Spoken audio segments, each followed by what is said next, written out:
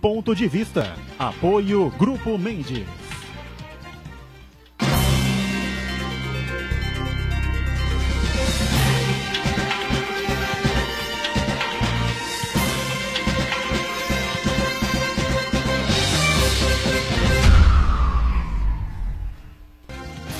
Olá, estamos abrindo mais um Ponto de Vista. Você acompanha a gente sempre a partir da 1h30 da tarde, programa ao vivo, não é, com as personalidades da cidade, da região e, claro, o debate aprofundado dos temas que fazem aqui, formam aqui a nossa pauta diária e também o debate, a discussão em cima dos assuntos, dos temas de interesse nacional que, como sempre, são muitos, não é, muito importantes, às vezes bombásticos, às vezes nem tanto, né? E às vezes, para não fugir um pouco aí daquela situação que nós estamos vivendo, a terra até treme aqui no Brasil ultimamente, como foi na manhã desta segunda-feira.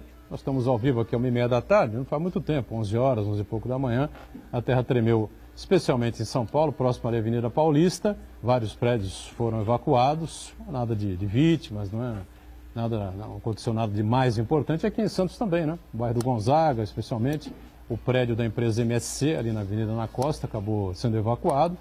E um outro edifício, eu não sei exatamente qual foi, também próximo ali ao bairro do Gonzaga, também as pessoas, moradores, enfim, acabaram deixando o edifício. Muita gente sentiu aí uma tremedeira, confesso que não senti absolutamente nada. Muita gente com as quais a gente pôde conversar, também da mesma maneira, não sentiram coisa alguma. Né? Coisas que acontecem, o terremoto veio da Bolívia, aconteceu na Bolívia, o foco do terremoto central foi na Bolívia, e claro que ele deixa aí repercute, né, em outros locais, enfim, né, e acabou repercutindo e fazendo a terra tremer até aqui, né, Santos e até a cidade de São Paulo também. Reprise do Ponto de Vista, você acompanha sempre com a gente também aqui na Santa Cecília TV, sempre de segunda a sexta a partir das 20 horas, né, 8 da noite, portanto. Esmeraldo Tarquínio Neto, que é coach, advogado, está com a gente mais esta edição para colaborar com a gente aqui. Tudo bem, Esmeraldo? Prazer revê-lo. Sentiu alguma coisa? Não senti. Você falou da MSC, do prédio da MSC. Coincidentemente, na quinta-feira passada, eu estava indo para São Paulo por volta de umas 9 horas, 9h30 da manhã, e eu parei na frente ali do prédio, pelo semáforo. E o fato é que eu vi um exercício de evacuação ali naquele prédio, Edgar. Você viu, é? É, foi coincidentemente eu vi o pessoal saindo ordeiramente, o que é muito bom, porque faz com que esse tipo de treinamento faça parte da rotina e essa rotina gere bons resultados, como provavelmente ocorreu hoje. Mas é uma satisfação estar aqui com você, mais esse dia aqui, mais esse programa Ponto de Vista com Edgar Boturão. Muito bom, obrigado, Esmeraldo, por estar conosco. Você já viu aí em plano aberto a chegada aqui do secretário de Saúde, Fábio Ferraz, que vai estar com a gente, vai participar conosco, falar sobre uma série de temas importantes, e a pergunta também já vai endereçada a ele. Sentiu algum tremor nesta segunda-feira, secretário, ou não? Pode falar no microfone, depois você encaixa aí. Vamos lá, bom dia, boa tarde. Dá para ouvir o Fábio aí? Dá, né? Boa tarde a todos.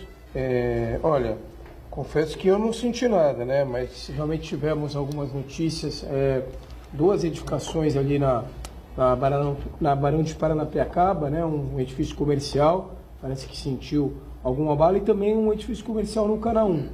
Nossas equipes, Canaã também? Nossas equipes acompanharam, 2 edifícios foram evacuados aí, mas nenhum tipo de ocorrência, nenhum tipo de, enfim, a anomalia mais grave. Mas parece que a turma, em alguns lugares aqui na cidade, inclusive sentiu esse pequeno tremor aí que veio da Bolívia, assim. Ainda bem, né? Nenhum problema mais sério, ninguém machucado, nenhuma perda, né, material, ainda bem para todos nós, né?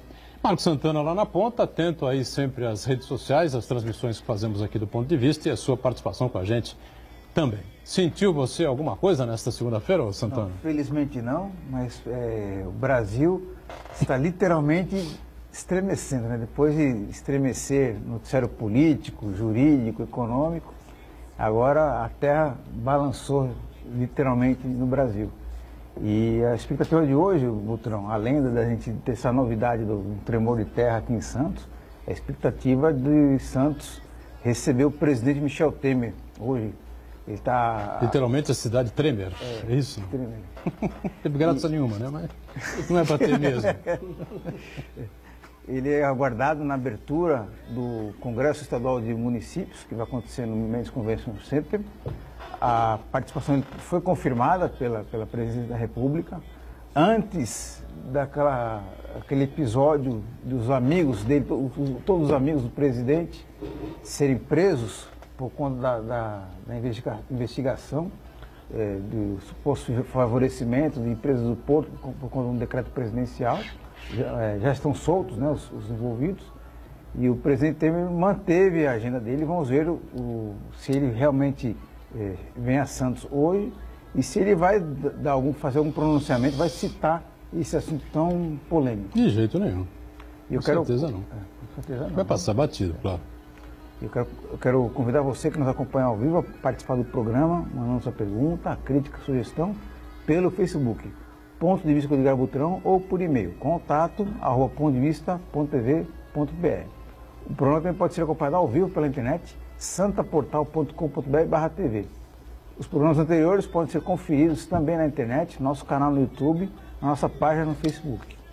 E você que nos acompanha na reprise às 20 horas, uma boa noite. Boa noite, e a representação da República estará em Santos, né, hoje.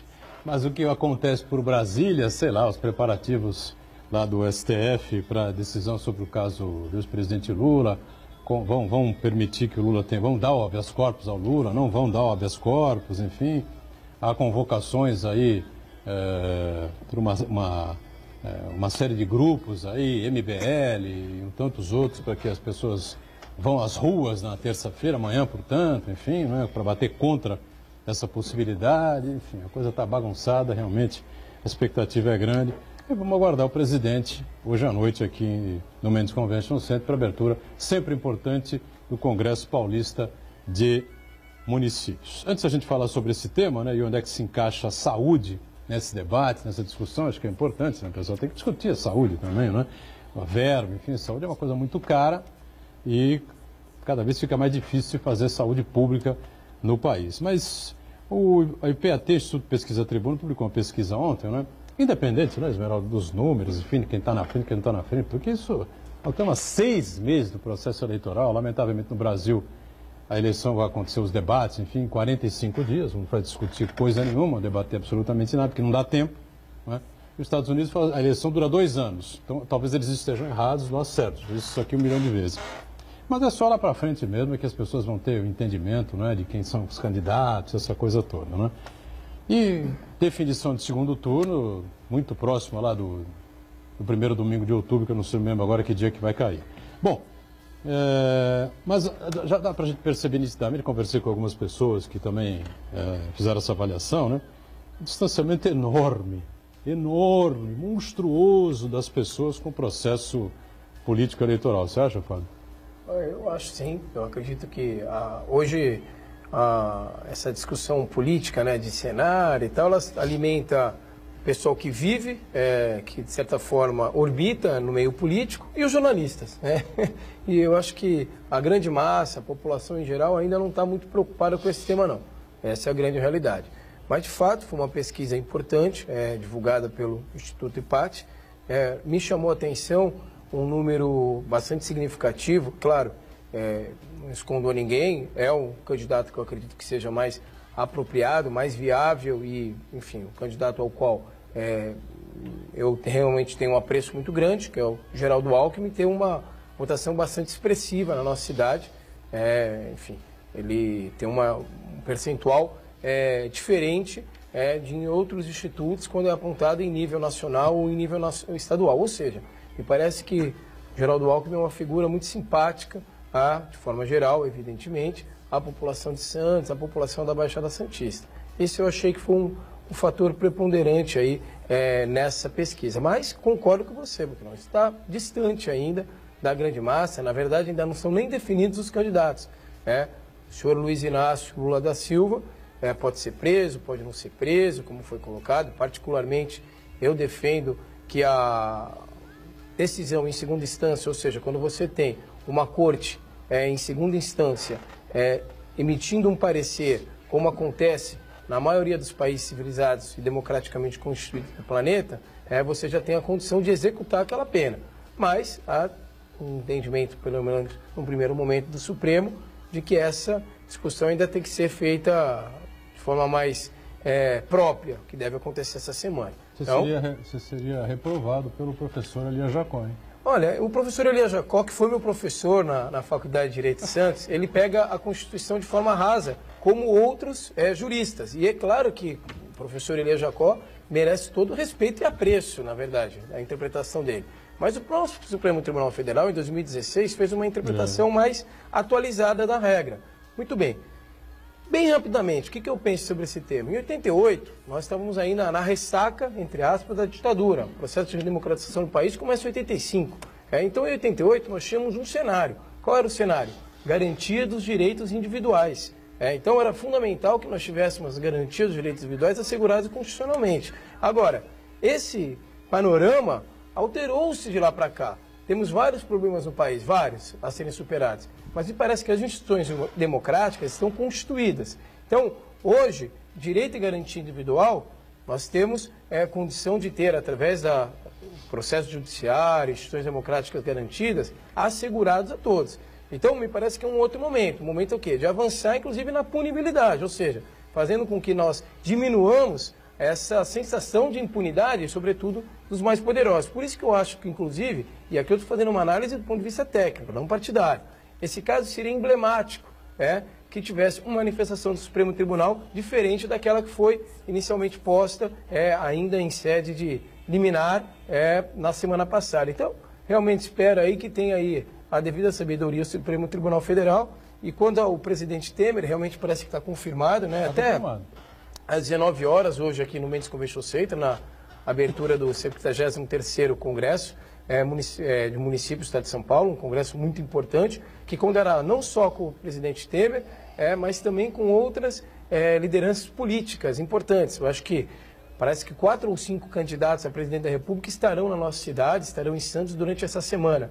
Então, eu acredito que seja um momento muito importante em que Santos está aí, portanto, no epicentro da política nacional durante essa semana, uma vez que reunirá esse nível de lideranças aqui na nossa cidade, o que para a gente é bastante positivo. O Congresso Paulista de Municípios, ele sempre muito visitado aí, né? Sempre dá uma repercussão muito grande.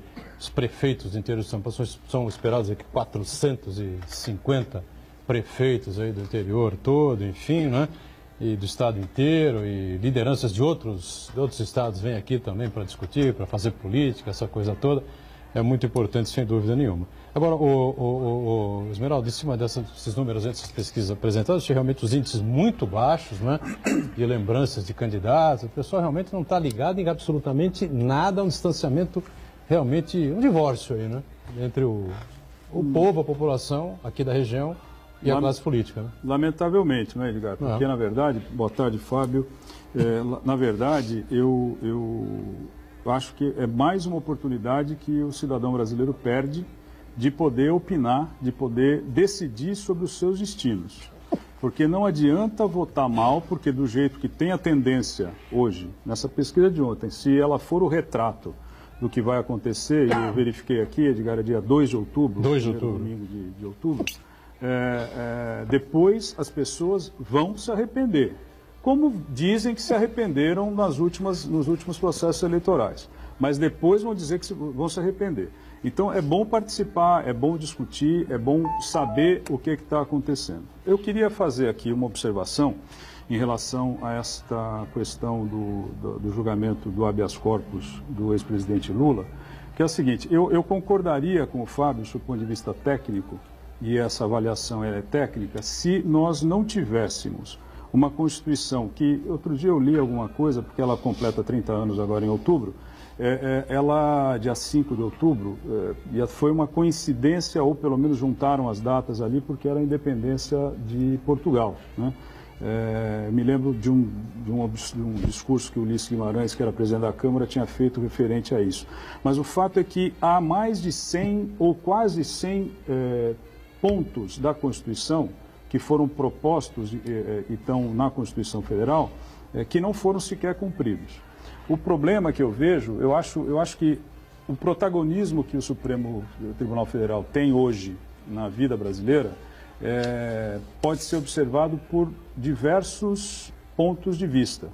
O meu ponto de vista é que, se nós vivêssemos sobre um país, vivêssemos num país em que, como a Inglaterra, que é o exemplo mais acabado do que eu vou dizer para vocês, não tivesse uma Constituição, ela tem uma carta de intenções, não é? Quer dizer, mas ela basicamente, ela baseia a sua legislação no direito consuetudinário, que é o direito do costume. O costume, a sociedade vai evoluindo e os costumes vão aparecendo de forma a fazer com que a estrutura legal se baseie no que o costume determina. Não é o nosso caso. Não é o nosso caso. O Brasil não adota o direito consuetudinário. O Brasil adota a estrutura legal que tem e dessa forma é que nós devemos nos comportar. Quando o Edgar fala do professor Elias Jacó, que não foi meu professor, Fábio, mas é meu amigo, uma pessoa que eu conheço aqui da nossa cidade, eu fiz essa que ele se brincadeira baseia. com o Fábio, porque o Fábio é um cara muito inteligente, foi um bom aluno do Elias Jacó, sem dúvida nenhuma. Mas na semana passada, quando ele esteve aqui, ele disse exatamente isso. Se alguém responder uma pergunta como o procedimento do STF vem sendo ultimamente, eu reprovo esse aluno. Porque está errado, está fora do que diz a Constituição Federal. Foi por isso que eu fiz a brincadeira aqui com o Fábio. E obviamente o Fábio certamente compreendeu isso, mas o fato, assim, para concluir esse raciocínio, é que ou nós nos adequamos à estrutura legal em que a gente vive, ou qualquer coisa é válida. E é isso que me assusta. Porque qualquer coisa foi válida quando teve o golpe militar de 64. Hoje nós temos uma outra situação. Hoje nós vivemos num outro momento. E isso nós não podemos permitir que se repita. Porque ou a gente leva a sério a estrutura legal que nós temos, ou não vai ser a bateção de panela que vai determinar um lado ou outro lado. Você lembrou bem Ulisses Guimarães, né? E no dia da promulgação foi promulgada a Constituição Cidadã de 1988, né? O Ulisses levantou-se, a Constituição está promulgada e tal, não sei o quê. Ele levantou a Constituição assim, lembra disso? A Carta é soberana. Se a Carta é soberana, tem que constar o que está escrito na Carta. Então, só pode ser considerado condenado aquele que teve o seu processo transitado e julgado. Porém, eu acho que o Fábio tem muita razão naquilo que ele está dizendo. Acho que todas as pessoas que defendem essa possibilidade de condenação em segunda instância também têm razão no que estão dizendo, até porque quantas pessoas conseguem chegar ao STJ?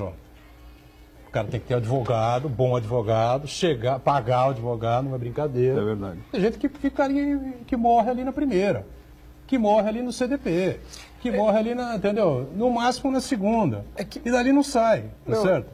Agora, Fábio, eu acho que a gente tinha que ter uma emenda constitucional. Não, seria o remédio mais adequado, não tenho dúvida. É e tanto o posicionamento defendido aqui pelo professor Elias Jacó, quanto o dos Mello, tem que ser totalmente respeitado, porque tem muito sentido, não há dúvida.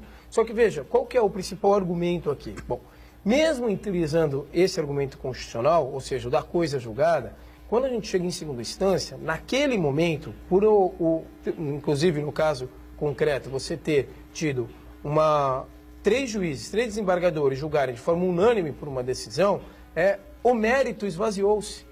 O que você pode ter? Questões processuais. Mas quanto ao mérito, culpado ou não culpado, essa matéria sequer vai poder chegar no Supremo Tribunal Federal. Então, a coisa julgada sobre a culpabilidade está esgotada. Então, nesse sentido, que particularmente eu penso, respeitando evidentemente quem pensa de forma diferente, há de se ter o início da execução da pena.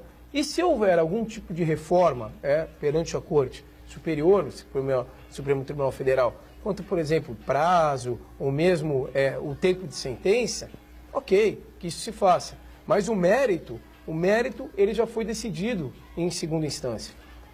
Então, é nesse sentido que eu acho que seria possível, portanto, se fazer isso para que a gente diminuísse essa sensação de culpabilidade. Agora, concordo com o Boturão, o cenário ideal seria uma reforma constitucional, não defendo uma nova Constituição, que aí também seguindo o direito estrangeiro, né?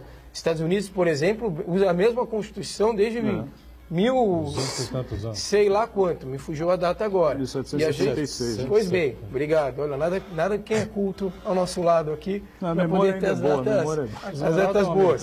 Mas é isso, a gente não pode ficar mudando toda hora de Constituição, né? Mas uma emenda para poder, de repente, definir melhor esse tema, eu acho que seria bem-vinda. O grande problema é esse ato, esse abismo temporal, na verdade, entre a decisão de segunda instância e transitar em julgado. Porque deveria ser uma coisa mais ágil, mais sumária, né? Verdade. Você dá o amplo direito de defesa às partes, mas evitar de que a defesa haja apenas medidas protelatórias, as tais chicanas jurídicas. Porque, na verdade, o que as defesas querem, principalmente desses crimes do colarinho branco, é postergar o máximo possível até que chegue no caso da decisão, da ação, prescrever, que gera o que? A impunidade. Então, o grande problema é esse hiato muito grande entre a segunda instância, decisão em segunda instância e o transitar em julgado. Agora, o Boturão, se você me permite, eu queria fazer um breve comentário sobre o resultado da pesquisa do IPAT, que, como você falou muito bem, evidenciou o total descrédito, desalento da população com a política, né? Parece que os políticos estão num mundo, aquele mundo chamado Brasília, e a população tenta ali, nos seus afazeres domésticos, nas suas dificuldades do dia a dia, viver a sua vida, e a política não tem nada a ver com essa vida, né? A pesquisa mostra muito bem isso daí, em relação ao número de indecisos para candidato a presidente, que são 23%, as pessoas que dizem que vão votar nulo ou anular o voto, 36%, mas o que assusta mais ainda é as pessoas... Só aí já tem quase 60% do entrevistado. Mas o que assusta mais ainda, as pessoas indecisas para escolher os seus deputados. 99% para deputado estadual e também 95% deputado... não, é ao contrário, 97% federal e 99% estadual. Quer dizer, as pessoas não estão percebendo a importância da eleição parlamentar. A gente sabe muito bem que o Brasil, existe a tal o governo de coalizão, o governo tem que ter um apoio sólido, consistente no Congresso para poder governar devidamente, e se você eleger mal o Congresso, o Executivo, na verdade, fica refém dos políticos que fazem o fisiologismo, o tomar lá da cá. Então, eu acho que é um momento ideal para a população perceber a importância que tem um parlamentar, seja ele federal ou estadual. Vamos para o nosso intervalo, já a gente volta aqui na sequência do Ponto de Vista. Até já.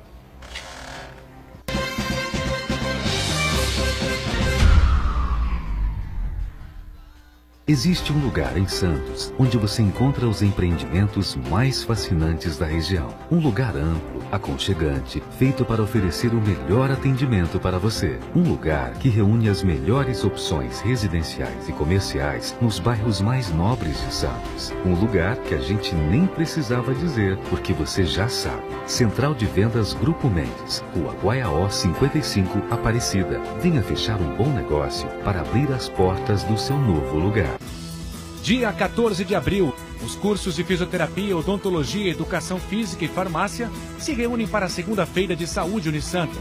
Diversos serviços gratuitos para a população. Atividades físicas e avaliação postural, aferição de glicemia e pressão arterial, eletrocardiograma, exame preventivo de câncer bucal. E muita animação com ginástica, apresentação de dança e beach vôlei. Segunda-feira de saúde da Unisanta, dia 14 de abril. Das 9 da manhã a 1 da tarde na barraca de praia da Unisanta, em frente à Rua da Paz, no Boqueirão. Sorteio de brindes. Patrocínio Enge Plus, APO e Dental Tanaka. Apoio Banco Itaú, Prefeitura Municipal de Santos, Secretaria de Desenvolvimento Social e Secretaria de Esportes. For Life Clinic, Sabesp, Farmaconde e Resportes. Realização e organização Universidade e Sistema Santa Cecília de Comunicação.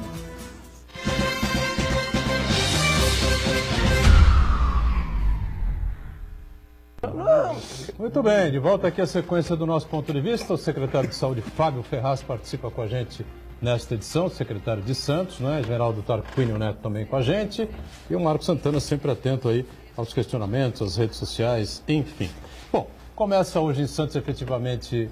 É o 73º, isso, Fábio? Né? 73º 73, né? Não, é 63. 60º, então. 63º Congresso Paulista de Municípios, da APM, Associação Paulista de Municípios. o tema, o foco central sempre é essa questão da distribuição de impostos, o Pacto Federativo, essa coisa toda, né? A União fica com 60 e poucos % aí do nosso bolo tributário, os estados com 25%, por aí, os municípios com 14%, 15%, 16%, enfim, uma coisa realmente totalmente fora de propósito, da lógica, né? E ninguém consegue compreender esse tipo de situação e também ninguém muda isso nunca, né? Agora, na área da saúde, problemas existem, não são poucos, né? São inúmeros, gigantescos problemas.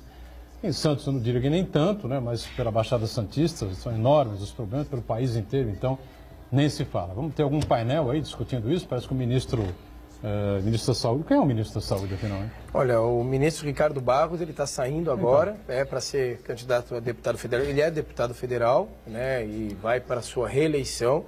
O ministro teve uma atuação marcada aí pelo tentar aprimorar os processos de gestão, e agora ele se distancia aí do Ministério. Estará aqui em Santos, a previsão do ministro estar aqui, mas de fato ele está deixando o Ministério e não volta tão cedo. O prazo é dia 6, né? Sexta-feira. Ele sai vem antes, agora, né? Ainda como ministro. Isso, exatamente. Vem ainda como ministro, sim.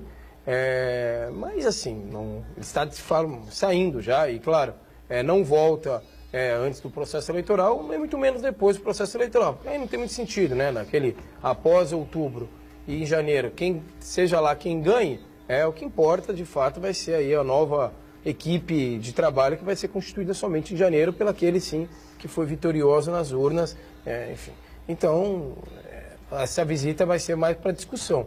Na prática, eu acredito que a gente não vai ter muito empenho. Embora o ministro teve recentemente aqui na cidade, participou de um quórum, participou de uma discussão, tivemos aí várias reuniões, fomos recebidos várias vezes no Ministério, alguns avanços conseguimos ser conquistados. Há de se fazer um justo relato aqui, contando muito com a colaboração do deputado Beto Mansur, lá em Brasília, também com a colaboração do deputado Papa, mas não tão significativas, né? Tivemos uma grande reunião, talvez vocês lembrem aí, foram vários atores políticos aqui da nossa região a Brasília para ter uma audiência com o ministro fez uma liberação informal de 120 milhões de reais, né? 10 milhões a mês e tal, e para que a gente apresentasse os projetos. Apresentamos. Então, falando por Santos, chegou. A gente conseguiu ampliar o custeio da UPA de 250 para 500 mil reais por mês. A UPA custa 1.700.000 por mês. Então, hoje a gente recebe 500 mil. A UPA tem um custo de 1.700? 1.700. 1.650, 1.700. Esse é o custo. Nas costas da prefeitura, é isso? 500 mil, atualmente recebemos 500 mil da União, e Estado? 1 milhão, o Estado não colabora com a UPA. Com a UPA não, é federal. Não, com a UPA não, com a UPA é somente federal. O Hospital dos Estivadores, né, que era o principal pleito que nós temos perante o Ministério. Como funciona? Hoje o custeio fica entre 4 milhões e meio e 5 milhões de reais, oscila mês a mês, mas em torno disso. Temos um convênio com o Estado de 2.536.000, ou seja, o Estado colabora com mais de 50%, a União colabora com 618 mil reais. É isso que a União colabora. 5 milhões hoje? O custeio pouco menos de 5 milhões de reais. Temos lá, hoje já em atividade, praticamente 70 leitos. Nosso objetivo é, nesse ano ainda, aliás, tentar ainda nesse primeiro semestre, esse é o objetivo, chegarmos em 108 leitos. A rentabilidade financeira de um hospital, de uma unidade hospitalar, ela passa a ser mais vantajosa a partir de 100 leitos. Então, nós precisamos ter esse incentivo de custeio. Agora, a União, 618 mil reais. Fizemos todos os processos, particularmente eu tive em Brasília mais de uma vez, mais de uma vez não, umas 3, 4, 5 vezes para falar do sistema, entregamos a documentação, temos, enfim. Mas, infelizmente, não conseguimos aumentar esse custeio por parte da União, colabora com pouco para essa unidade hospitalar. O ministro, inclusive, teve a oportunidade de ir lá e conhecer a estrutura do hospital, e ele ficou impressionado com o que ele viu. Realmente, a frase do ministro, abre aspas, queremos esse padrão no SUS para o Brasil todo. Mas é importante que a gente tivesse uma colaboração maior por parte do governo federal, o que não existe. Só para a gente deixar passar a questão dos estibadores, né? Maternidade, UTI também, né? UTI adulta e clínica médica. Então nós temos uma clínica médica. Nós temos. Não é pronto-socorro. Não. Não é aberto, nada disso. Né? Não. Então veja. Tem que ter encaminhamento, é isso? Isso. Hoje os estivadores, nós trabalhamos na área de maternidade de forma esse termo ele é meio ruim, porque ele não é simpático, mas é um termo mais técnico, o pessoal da saúde, de porta aberta. É claro que o hospital está de porta aberta sempre, mas ou seja, nós recebemos as futuras mamães, as mamães no nosso PA obstétrico, aí sim, temos um PA, temos um pronto atendimento obstétrico, são realizadas um número bastante significativo de atividades, cerca de 300 mês. Nós temos dentro da maternidade, evidentemente, os partos e uma UTI neonatal. A nossa UTI neonatal, ela tem 10 leitos e tem aí o que é de ponta para poder realmente colaborar bastante, principalmente durante os partos, durante o nascimento das nossas crianças. Muito bem. Aí nós temos 12 leitos de clínica médica, 12 leitos convencionais esse adulto e 10 de UTI adulto. Então, já pode, como eu disse, praticamente com 70 leitos. O hospital ele tem uma possibilidade de aumento significativo de leitos, ainda está pronto, não falta nada. O que falta? Dinheiro para o custeio. Percebam, olha, para montar um hospital, esse é um número que eu acho bastante interessante. Montar um hospital, criar um hospital, você tem que fazer um investimento de aproximadamente 70, 80 milhões de reais. É isso que custa para fazer um hospital grande, um hospital significativo, com mais de 150 leitos. Muito bem. O custeio para esse hospital, a previsão, para a gente ter os 223 leitos funcionando distribuidores, é de cerca de 11 milhões de reais mês. Então, veja, o difícil não é você construir um hospital, é difícil também, mas o mais difícil, sem dúvida nenhuma, é você manter o custeio mês a mês. E aí que... Em 7, 8 meses, o custeio já igualou o custo do... Essa é a conta. Se a gente for até um pouco mais generoso, um ano de custeio custa um hospital. Então, perceba que essa é a grande dificuldade. Sim, o Ministério, principalmente o governo federal, portanto, na nossa interpretação, deveria ter uma colaboração mais significativa. Tivemos aí alguns avanços, por exemplo, também na área do SAMU, conseguimos sim um apoio maior do Ministério, fizemos alguns investimentos, temos aí hoje uma abundância de ambulâncias bastante significativa, ambulâncias de ponta, recebemos ainda ambulâncias do Ministério, mas realmente entendemos que o Ministério poderia ter uma atuação ainda mais marcante, principalmente na colaboração das unidades hospitalares, aí sim na média e na alta complexidade. Alguém conosco aí? Isso, Martinho Leonardo acompanha a gente. Pergunta para o Fábio Ferraz, quais as prioridades na área de saúde que os candidatos a deputado, a governador e a presidente devem ter nesta eleição? Martinho, você que é a nossa referência ali na Aparecida e um grande defensor da saúde do homem. O Martinho Leonardo, poucos sabem disso, mas quando foi vereador em Santos, ele fez uma legislação que dá um olhar específico para a saúde do homem no mês de novembro. Porque a gente fala muito da saúde da mulher, que é importante, evidentemente, sobretudo na prevenção do câncer de mama em outubro, mas o Martinho tem uma atuação importante. Olha, eu entendo que a principal ação seria municipalizar cada vez mais a divisão de custeios. Ou seja, você tem uma centralização muito grande de recursos perante o governo federal. Eu acredito que você ter a possibilidade dos municípios terem maior autonomia financeira para investirem os recursos na área da saúde, seja a grande plataforma, no sentido mais amplo, que os presidenciáveis devam defender. Ou seja, descentralização de recursos. Em resumo, o dinheiro da saúde está muito centralizado em Brasília, com maior dificuldade de chegar na ponta, portanto, de chegar nos municípios. Diga, Esmeralda. Sabe o que eu estava lembrando aqui? Duas coisas. Uma delas até achei legal o Fábio falar do orçamento quando ele estiver operando inteiramente, com as 223, né? Isso. 223, você falou em 11 milhões, que foi até um pouco mais de um número que numa outra ocasião que a gente teve aqui juntos, eu tinha estimado em 10 milhões por mês, mas essas coisas vão sempre sendo revistas. Eu acho legal que esse número tenha sido revisto para ser reajustado. E aí, curiosamente, eu estou me lembrando do seguinte: você falou que nós estamos no 63º Congresso de Paulistas e Municípios.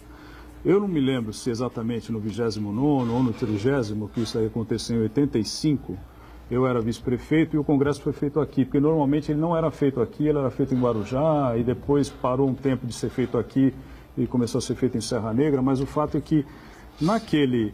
E aí a lembrança ela é enriquecida pelo seguinte: o secretário de saúde daquela época era o que foi preso, o José Yunes, né?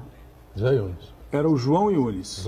João Yunes é médico, não sei se é vivo ainda, mas é médico e era secretário de saúde do Montoro. E ele veio a Santos. E é incrível que, guardadas as proporções do que existia em termos de estrutura de saúde há 34 anos atrás, e hoje, os temas eram exatamente os mesmos. Incrível. São exatamente os mesmos. Falta recurso do governo do estado, falta recurso do governo federal, o município não consegue fazer frente além do que vem fazendo, porque naquele momento você discutia saúde, educação, transporte e habitação. Algum desses temas desapareceu da pauta, porque hoje a violência, a segurança, ele ganhou espaço, mas é incrível que na saúde você tenha a mesma pauta. O sujeito que sai de 84 por criogenia, vai dormir congelado, ele acorda em 2018 e os temas na saúde são os mesmos. É um negócio incrível, a falta de consciência do governante em estabelecer uma política pública de saúde, ela tem que ter âmbito nacional, porque as diferenças são muito grandes, e você vai fazer uma política de saúde que atinja a região sudeste e vai fazendo como é possível fazer. Agora, não tem o menor cabimento, Edgar, Fábio, Marco, que 34 anos depois, a gente pode colocar para trás também, a discussão, a pauta seja a mesma. O país regrediu, né? Infelizmente. As pessoas empobreceram, lamentavelmente, né? E aqui eu acho que deveria ter sido feito um investimento maior nas cidades vizinhas a Santos. Né? Também, é verdade. Porque sobrecarrega tudo aqui. Tem um problema dramático, né? O prefeito vive lá correndo para um lado, correndo para o outro, tem que tapar os buracos, só reclama dos buracos, não tem dinheiro para tapar os buracos, Pedro Gouveia participa aqui com a gente, é uma dificuldade enorme, enfim, Guarujá ainda tem o Santo Amaro, né? São Vicente tem o Hospital São José, que é grande, mas tem sempre problemas, dificuldades, enfim, não se ajusta, não vai, podia colaborar muito com a cidade aqui. E o que colaborava bastante, que era de Cubatão, né, o Hospital Municipal de Cubatão, ficou um tempão fechado, né? Agora já estamos aí alguns meses aberto, né? O Hospital de Cubatão ele foi reinaugurado, né, reaberto no mês de dezembro do ano passado. Ficamos aí praticamente com um ano de hiato com essa unidade hospitalar fechada. Mas a notícia boa é que o hospital está muito bem gerido, né? Tem uma organização social muito séria que está fazendo essa gestão. Acredito que o município de Cubatão tenha acertado bastante na gestão da saúde agora, mais recentemente. E realmente a gente tem uma unidade hospitalar muito boa constituída em Cubatão. Levou gente boa, né? Levou bons profissionais. Exatamente. Embora alguns deles que foram para lá, né, tocar o Hospital Municipal de Cubatão, fossem radicalmente contra esta forma de gestão, de OS, enfim. Mas estão lá, tocando, e tem competência para tal. Sem dúvida nenhuma, eu reconheço. Mas aqui diziam que não. Que o OS aqui não servia, não prestava e tal, não sei o quê. São pessoas competentes, têm tudo para fazer uma boa gestão de saúde, mas estão lá no OS, tá certo? Que parece que é o único caminho, não sei, né? Eu não digo um único caminho, mas talvez, principalmente para unidades hospitalares, o mais viável. Veja, nós temos algumas amarras colocadas na administração pública direta que realmente dificultam muito o serviço de forma geral, mas especificamente na saúde. Por que na saúde? Porque na saúde nós temos algumas especialidades que, desculpe a redundância, mas como o próprio nome diz, ela necessita de alguma especificação. E quando a gente quer especificar com as amarras, por exemplo, da lei de licitação, você tem uma enorme dificuldade de fazer isso com a administração pública. Então, você tendo um modelo com maior flexibilidade, com participação da organização social, evidentemente, desde que você garanta total transparência dos atos e que busque a eficiência dos recursos empenhados, ou seja, gastar menos para ter maior retorno, me parece que é o modelo mais acertado. Aqui em Santos, acredito que esse modelo tem sido exitoso. O Hospital dos Silvadores, nós falamos aqui das dificuldades para abrir novos leitos, mas a qualidade do serviço que é prestado lá, realmente, eu creio que seja bastante significativa, um reconhecimento muito bom da população. Temos no Silvadores, segundo uma pesquisa realizada pelo próprio Instituto IPAT, mais de 88% de ótimo e bom no atendimento, ou seja, números muito bons quando a gente fala de SUS. Se a gente for analisar outras unidades hospitalares públicas espalhadas pelo Brasil, vai ser muito difícil que a gente tenha um percentual, uma performance tão significativa quanto essa. Agora, é um modelo que, como todo modelo, pode falhar, né? Então, nós temos que ter o quê? O dever é de zelar para que o modelo de fato seja exitoso. Diga, Santana, participações também? Participação da Mariana Amaral de Souza, a gente ela falando sobre a questão das eleições, né? Ela diz, bem ou mal, democraticamente, nós, o povo brasileiro, fazemos a nossa parte, que é votar. Agora, se o eleito se corrompeu, quem tem que fazer a sua parte é a justiça. E ela defende o fim do foro privilegiado. Foro privilegiado só para proteger o mandato do parlamentar. O crime do qual o parlamentar tem que ser eximido, protegido, é o crime, não é nem crime, é a opinião. Ele pode ser atingido se ele der uma opinião que vá ao encontro, mas fora isso, não tem cabimento que isso realmente é revoltante, né? E são duas coisas diferentes. Uma é a discussão do trânsito em julgado, que será objeto aí a julgamento do habeas corpus na quarta-feira. A outra é o fim do fórum privilegiado. Eu vi outro dia o número é absurdo de autoridades que tem fórum privilegiado. Não são só eleitos, né? São várias autoridades. Então, o que eu acho importante é que faça-se essa diferença e que a ação, uma ação criminal que possa ser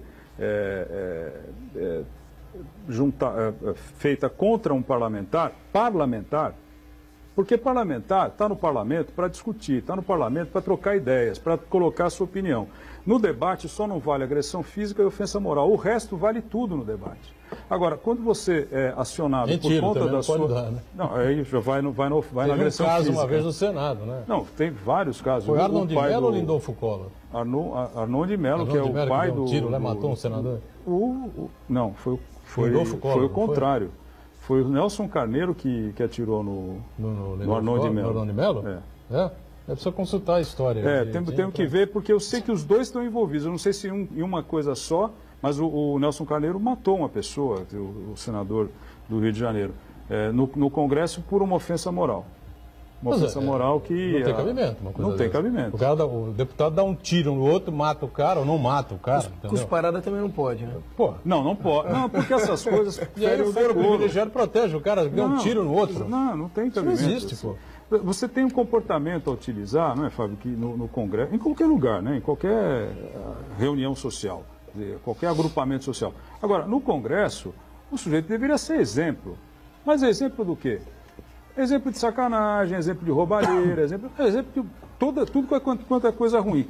Tanto é assim que o sujeito que tem um comportamento regular, um comportamento normal, ele desaparece, porque não vale nada, né?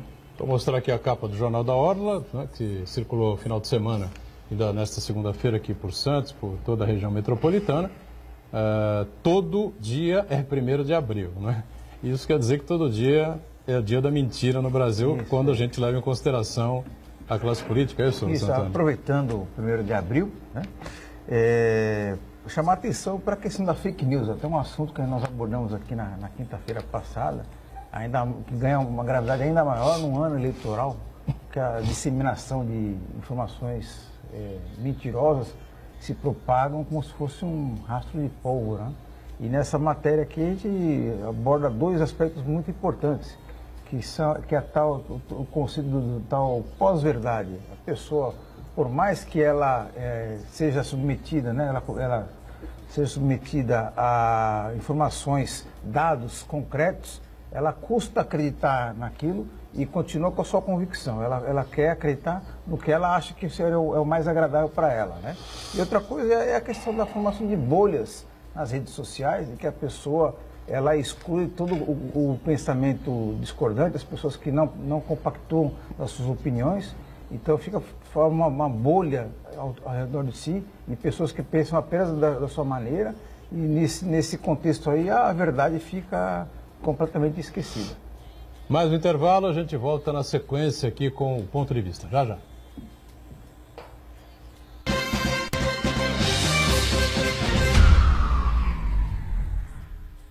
Existe um lugar em Santos onde você encontra os empreendimentos mais fascinantes da região. Um lugar amplo, aconchegante, feito para oferecer o melhor atendimento para você. Um lugar que reúne as melhores opções residenciais e comerciais nos bairros mais nobres de Santos. Um lugar que a gente nem precisava dizer, porque você já sabe. Central de Vendas Grupo Mendes, Rua Guaiaó 55, Aparecida. Venha fechar um bom negócio para abrir as portas do seu novo lugar.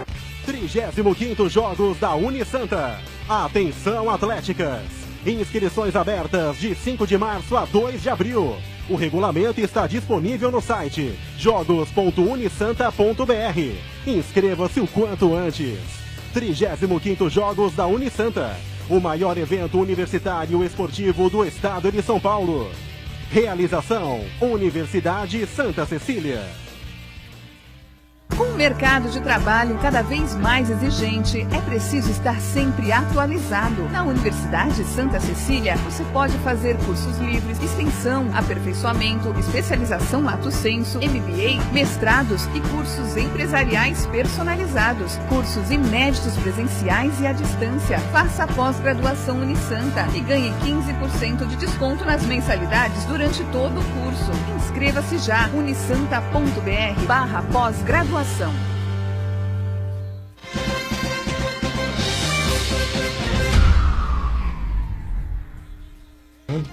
Muito bom. Agora não é o segundo, é o terceiro bloco, né? O último aqui do ponto de vista. Eu já começo perguntando aqui ao secretário de Saúde de Santos, Fábio Ferraz, sobre a vacinação, né? Da febre amarela. Houve um tumulto danado, todo mundo queria tomar vacinação, correndo para o posto de saúde aqui em Santos, em toda a região, Grande São Paulo principalmente, não é? Brigas, confusões, né? E porque não tinha vacina para todo mundo naqueles determinados momentos, então todo mundo queria tomar, aquela coisa toda. Depois que as vacinas chegaram, né, oficialmente começou a campanha da vacinação, um monte de gente deixou de comparecer, tá certo ou não? Aí não, porque tem medo, que não sei quem morreu, porque tomou vacina e teve problema, essa coisa toda, enfim. Bom, Fábio, qual é o balanço aí dessa campanha aqui na cidade? Olha, esse tema é bastante importante, né? A febre amarela, isso é muito importante, ela vai chegar na nossa região de forma muito clara, vindo por conta da Mata Atlântica. Ou seja, há um estudo feito pelo pessoal técnico da Secretaria de Estado, pelo pessoal da próprio governo federal, que mostra isso muito claramente. Então, nós teremos que enfrentar a febre amarela. A intensidade de como a doença vai chegar na cidade de Santos, na Baixada Santista, depende única e exclusivamente de nós. Se nós estivermos altamente imunizados, ou seja, tivermos um percentual muito alto da população imunizada, teremos uma baixa intensidade da doença, principalmente nesse ano ou, ainda melhor, no verão do ano que vem. A febre amarela tem uma possibilidade de transmissão maior nos períodos quentes. Muito bem. Em Santos, esse ano, nós vacinamos mais de 140 mil pessoas, o que me leva a crer que nós já temos um percentual muito significativo de pessoas imunizadas. Por quê? Em 1999 foi realizada uma campanha também bastante significativa na cidade, em que nós vacinamos 269 mil pessoas. Em 2008, teve uma outra campanha com menor intensidade, que foram vacinadas pouco menos de 20 mil pessoas, 19 mil e alguma coisa. Muito bem. E ano a ano, em Santos, nós vacinamos cerca de 4 mil pessoas, uma média anual que nós temos anualmente. Ok. Se eu somar isso tudo, nos últimos 10 anos, eu chego no número de cerca de 360, 370 mil vacinas. Quer dizer que 360 mil pessoas foram vacinadas? Não. Algumas pessoas podem ter tomado a vacina mais de uma vez. Outras pessoas, inclusive, já faleceram, não estão mais entre nós. Outras pessoas foram para outro lugar, enfim. Mas a gente pode ter a convicção que cerca de 300 mil pessoas já estão imunizadas na cidade de Santos. Se eu somar 300 mil com esses 140 mil que nós já imunizamos nesse ano, chegamos aí num percentual bastante significativo de pessoas já imunizadas. 140? A cidade inteira acabou, então. Pois bem, então eu digo, por isso que eu digo, nós já temos um percentual significativo. Por exemplo, se eu fizer uma amostragem, todo lugar que eu vou agora eu faço essa amostragem, eu pego 4, 5 pessoas e pergunto, aqui na bancada, eu tomei a vacina em 2014. Você tomou quando, doutor? Agora um mês e pouco aí. Tomou agora na campanha. Santana? Eu tomei em 2013. Olha lá, já tomou em 2013 e 2007. Em 2007 o Esmeralda tomou, ou seja... tomaram a dose completa. Exato. Então veja, e se a gente segue, pessoa em casa, pergunta aí, 4, 5 pessoas ao seu redor, santistas, a gente percebe que cerca de 75%, 80% das pessoas já tomaram a vacina. Então, a gente tem essa segurança de que já temos um alto índice de imunização. Agora, aqueles que não tomaram, é fundamental tomar a vacina. Então, aí fica o apelo, o pedido. Nossas 22, das 32 policlínicas da cidade, 22 estão vacinando regularmente. Isso é importante. Não há Continua fila. a vacinação. Continua vacinando. Temos vacina para todos. Então, insisto, as pessoas que não tomaram a vacina, procure uma das 22 policlínicas em todas as regiões da cidade, desde a área continental, nos morros, nos bairros da Orla, zona intermediária, zona noroeste, enfim. Em toda a cidade tem total condição de fazer essa vacinação com absoluta tranquilidade, não há filas, não há nenhum tipo de contratempo. As pessoas bastam irem a uma dessas 22 policlínicas e efetivamente serem imunizadas. A contraindicação são pequenas, então nós temos aí somente o pessoal, as gestantes, as crianças com menos de 9 meses, as pessoas, essas sim merecem uma atenção especial, com baixa imunidade, ou seja, por exemplo, alguém que está se tratando de um câncer, portador de HIV que esteja com baixa imunidade, enfim, pessoas que estejam com baixa resistência, com baixa imunidade, essas não devem tomar a vacina. Importante e fundamental, quem não tomou a vacina tem que se imunizar, porque embora tenhamos um método bastante eficaz de prevenção, que é a vacina, a doença é muito séria e altamente letal. A pessoa que, de fato, é contaminada pela febre amarela tem realmente seríssimos riscos de vida, inclusive. Então, insisto, é fundamental que todos sejam vacinados. Muito bem. Geraldo, pois não? Sim, sou, Fábio, um entusiasta dessa campanha. Ainda mais depois que eu vi uma entrevista do Marcos Caseiro na TV, onde ele dizia que já desceu no caminho de Peruíbe e já teve um caso em Bertioga pela linha que faz pela Mata Atlântica, como você falou. Então as pessoas precisam entender que febre amarela pode matar, mesmo quando ontem eu vi uma matéria no Estadão de uma pessoa transplantada de fígado por conta da febre amarela. O transplante resolve, ele vai te deixar vivo, mas ele vai te deixar vivo com um monte de sequela que precisa ser tratada. Então, sou um entusiasta dessa campanha, acho que, não vou nem discutir o fracionamento da coisa, que eu não sei se é pouco, se é ruim, não sei, mas de qualquer forma, para esse momento, resolve o problema. Então, as pessoas precisam realmente ir e tomar, precisam se vacinar, porque vão tirar um problema das suas costas. Essa dose fracionada, na verdade, ela imuniza a pessoa por 8 anos, né? 8 a 9, né? Foi bem lembrado, inclusive, o Dr. Marcos Caseiro, principal referência nossa, realmente um estudioso do tema, e nós temos isso muito claro, né? Se o pessoal entender, a vacina é a mesma, não há diferença. A diferença está o quê? Na quantidade dispensada na vacina. A vacina, digamos, convencional, ela tem 0,5 miligramas. A fracionada, 0,1 miligramas. Então, qual que é a indicação? São 2 etapas. A pessoa toma essa vacina agora e depois 8 ou 9 anos, enfim, entre 8 e 9 anos, ela toma uma segunda dosagem. Aí ela está imunizada para a vida toda. Então, é fundamental que as pessoas tenham essa vacina agora e, evidentemente, retornem depois para tomar mais uma dose. Agora, também é importante, as pessoas que tomaram a vacina já antes de 2018, ou seja, que tomaram a dose total, estão imunizadas para a vida toda. Essas não precisam se preocupar mais com o tema. Diga, Santana. Secretário, outra vacinação que é muito importante é contra o HPV, tanto nas meninas quanto nos meninos. E há um tempo atrás, as autoridades de saúde estavam preocupadas com a baixa adesão. Eu queria saber como é que está acontecendo em Santos e se existe alguma iniciativa para fazer uma interação entre a Secretaria de Saúde e a Secretaria de Educação e promover essa vacinação nas escolas. Sim, esse tema é bastante oportuno também, Santana. Na verdade, agora é início de uma campanha em nível nacional, principalmente dos nossos adolescentes, né? Realmente é fundamental que tenhamos aí altos índices de vacinação contra a HPV. Nós temos um programa que é intenso, que é constante, que é o PSE, Programa Saúde Escola. Ele vem realmente em portaria, inclusive, do Ministério da Saúde. É uma parceria entre a educação e a escola, e aqui em Santos a gente leva isso bastante a sério. São técnicos da área da saúde, técnicos da área da educação, trabalhamos juntos e promovemos sim essa vacinação na nossa rede de escolas municipais. Agora, inclusive, no mês de abril, teremos aí uma intensidade maior de vacinas e principalmente público jovem, muito importante que seja aderente e que esteja aí realmente imunizado para que possa efetivamente estar se prevenindo. Ainda nesse tema da juventude, conversando muito com os nossos técnicos, em especial, que pensam e que trabalham sobre a prevenção das doenças infecto-contagiosas, lamentavelmente, essa geração que vem agora, ela é menos precavida do que a geração anterior. Por exemplo, eu completei agora 40 anos.